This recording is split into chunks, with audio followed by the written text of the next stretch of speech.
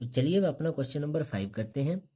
In figure D E parallel O Q and D F parallel O R show that E F parallel Q R. हमें ये figure given the गई है। First हमें कहा गया है डी ई पैरेलल है ओ क्यू के, डी ई ये वाली साइड पैरेलल है ओ क्यू के।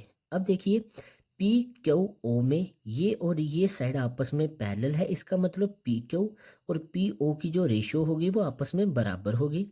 सेकंड है D F parallel O R, D F ये वाली साइड ओ आर के पैरेलल है, ये और ये साइड आपस में पैरेलल है, इसका मतलब पी आर ओ ट्रायंगल में पी ओ और पी आर की जो रेशियो होगी वो आपस में इक्वल होगी।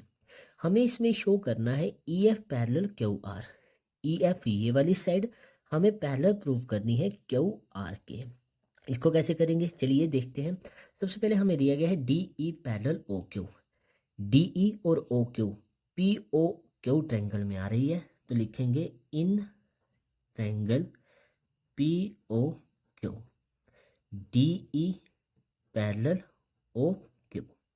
अब साइड्स पैरेलल है by using BPT, by using basic proportionality theorem क्या हो जाएगा, P E upon E Q बराबर हो जाएगा पी डी अपॉन में D O, P E upon में ई क्यू ये बराबर हो जाएगा पी डी अपॉन में डी ओ के।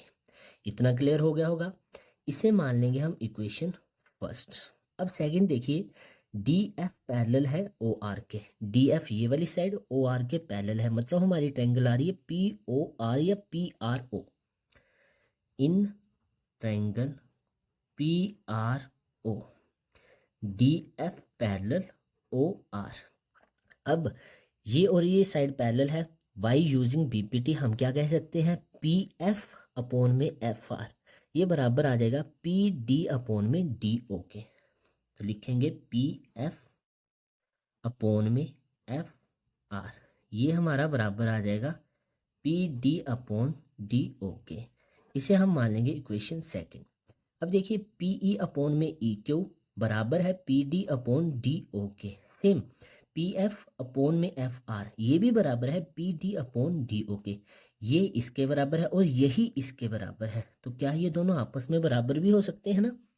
तो from equation first and second, अब देखिए ये इसके बराबर है और ये वाली चीज ही किसके बराबर है P F upon F R, तो ये भी आपस में बराबर होंगे।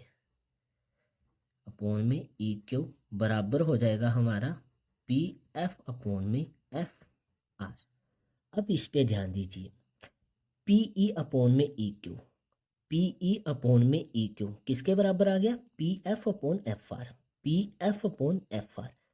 इस साइड की रेशो और इस साइड की रेशो हमारी इक्वल आ गई है, इसका मतलब ये जो लाइन है ई एफ ये पैरेलल हो जाएगी क्यू आर के by converse of basic proportionality theorem. तो यहाँ पे लिखेंगे बाय कन्वर्स ऑफ